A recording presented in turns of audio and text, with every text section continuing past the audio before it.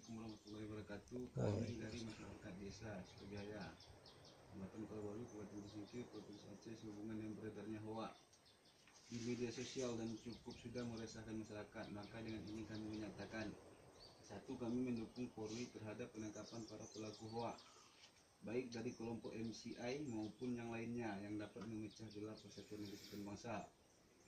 Dua, agar Polri mengusut tuntas terhadap para aktor MCI maupun yang lainnya agar bangsa Indonesia terselamatkan dari pertikaian horizontal karena munculnya adu domba, penyebaran kebencian terhadap etnis maupun agama tertentu.